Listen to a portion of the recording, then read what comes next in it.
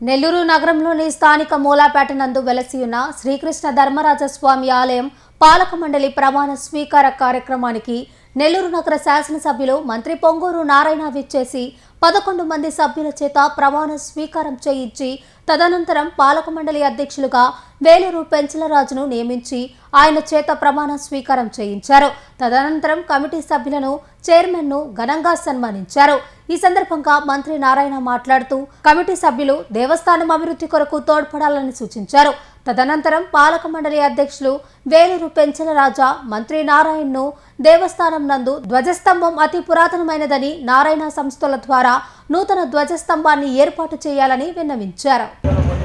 నెల్లూరు నగరంలోని స్థానిక మూలాపేట నందు వెలసి ఉన్న శ్రీకృష్ణ ధర్మరాజస్వామి ఆలయం పాలక మండలి ప్రమాణ స్వీకార కార్యక్రమానికి నెల్లూరు నగర శాసనసభ్యులు మంత్రి పొంగూరు నారాయణ విచ్చేసి 11 మంది సభ్యుల చేత ప్రమాణ స్వీకారం చేయించి తదనంతరం పాలక మండలి అధ్యక్షులుగా వేలూరు పెంచలరాజును నియమించి ఆయన చేత ప్రమాణ స్వీకారం చేయించారు. తదనంతరం కమిటీ సభ్యులను చైర్మన్ను ఘనంగా సన్మానించారు.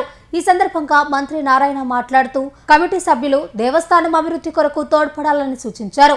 తదనంతరం పాలక మండలి అధ్యక్షులు వేలూరు పెంచలరాజా మంత్రి నారాయణను దేవస్థానం నందు ధ్వజస్తంభం అతి పురాతనమైనదని నారాయణ సంస్థల ద్వారా నూతన ధ్వజస్తంభాన్ని ఏర్పాటు చేయాలని విన్నవించారు. ప్రభుత్వం నియమించడం జరిగింది.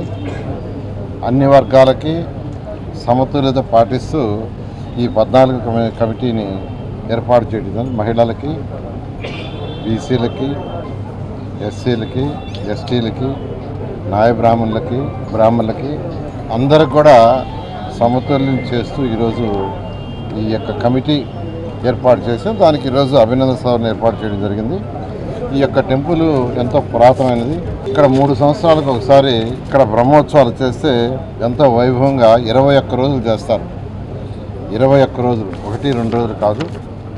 నేను ఈ యొక్క కమిటీలో వేలూరు పెంచలరాజా, అగ్నిహోత్రం వినోద్ కుమార్, ముంగమూరు సాయి విజయ్ కుమార్, కనగలూరు సురేష్, నారాయణ బాలసుబ్రహ్మణ్యం, దాంపూర్ ప్రసన్న కుమార్, అదేవిధంగా మహిళలకు వచ్చేలకే వేము అమ్మణి, చిత్తూరు వెంకట పద్మావతి, వాసుదేవ భాగ్యలక్ష్మి, కలివేటి కామాక్షి, అరవ అమలు, వీళ్ళందరినీ యాక్చువల్గా ఎన్నిక చేయడం జరిగింది.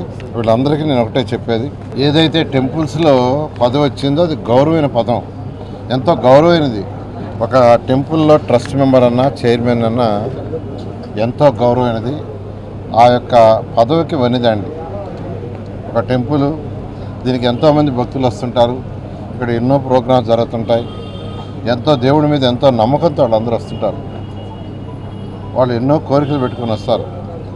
అటువంటి పవిత్రమైన ఈ స్థలంలో దీంట్లో వాళ్ళకి కావాల్సిన వసతులు ఏర్పాటు చేయటం, నెల్లూరులో మన అదృష్టవశాత్తు దేవాదాయ శాఖ మంత్రి ఆనం రామరెడ్డి గారు ఇప్పటికే ఎన్నో టెంపుల్స్కి యాక్చువల్గా వారు సపోర్ట్ చేస్తూ శాంక్షన్ చేశారు.